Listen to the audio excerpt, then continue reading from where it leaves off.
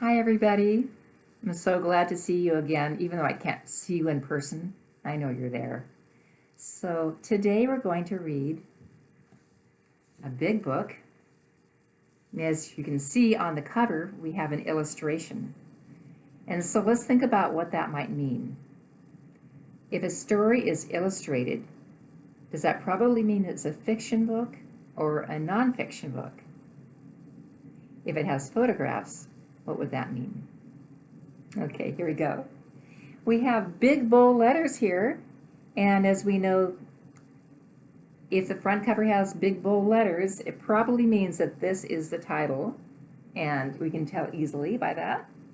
And underneath we have two authors, two people that wrote this story, and underneath that we have the illustrator. So let's go ahead and read this.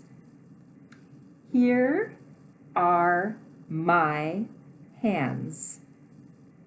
Here are my hands. And the authors are Bill Martin Jr. and John Archambault. And underneath we have the illustrator, illustrated by Ted Rand.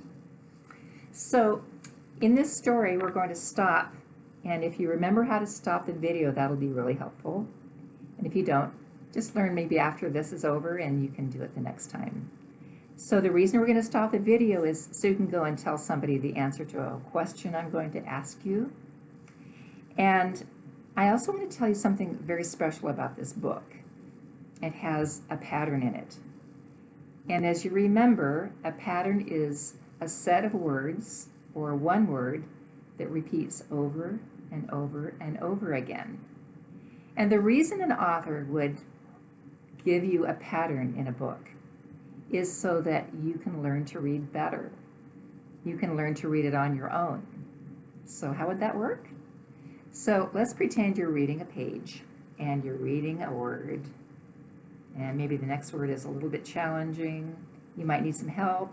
You might need to read it really slowly, and then you go along, same thing with some other words. So the first time you read that through, it's going to be a little bit challenging perhaps. But what happens if the same words, or some of those same words, are repeated on another page? Wouldn't that help you, right? Wouldn't it make it more easy to read through the second time? And maybe you would even understand the words on that page better. Maybe you would enjoy those words better because you now aren't having to work so hard to know what those words mean. So the authors of this book are actually going to help you learn to read just by the way they have written this with patterns. So this is really fun. So we're going to think about the patterns in this book, and at one point I'm going to stop you and you're going to say, I'm going to go and stop this video, and I'm going to go and tell somebody what the pattern is in this. And different people will probably think of different ways to say what the pattern is, and that's just fine. Okay, here we go again. Here are my hands. And as you can see, we have kids with their hands in the air. So do you think this illustration matches the title pretty well? Here we go. So you already have guessed, this book is about hands.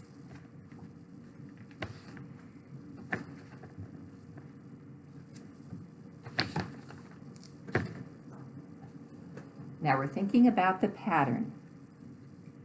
Here are my hands for catching and throwing.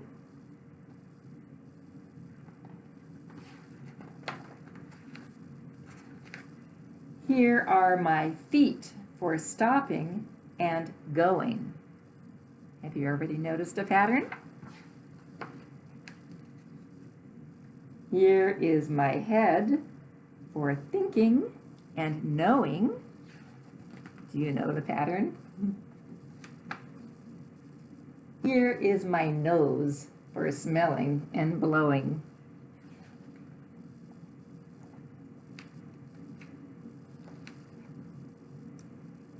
Here are my eyes for seeing and crying. Now we're going to stop the video if you can and think, what pattern have I noticed? And is that pattern helping me to read this story? And you can stop the video if you know how, and if not, we'll just continue on. Okay, here we go. Did you tell somebody what the pattern is?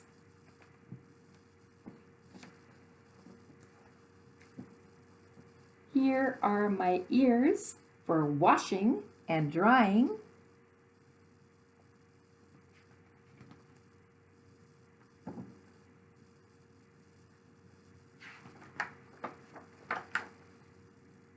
Here are my knees for falling down.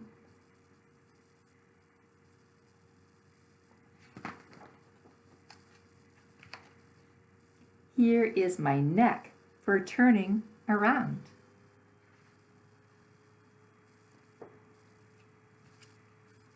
Here are my cheeks for kissing and blushing.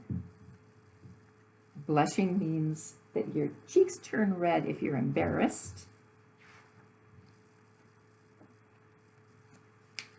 Here are my teeth for chewing and brushing. I bet you're thinking of more than one pattern, right? Yeah. Here is my elbow, my arm, and my chin.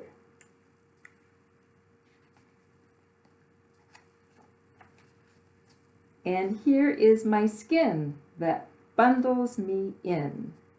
Bundles means being held in. Think about a time you were in a sleeping bag and the sleeping bag bundled you in. And that's the end of the story. So let's think again. What were some words we remembered that created a pattern? And did that really help us to read it? All right, I hope so. And I'm so glad I got to read with you again. I'm sorry I can't see you in person. Oh, I just wish I could. But I'm glad I at least get to read a story to you this way. You take good care of yourself. Bye-bye.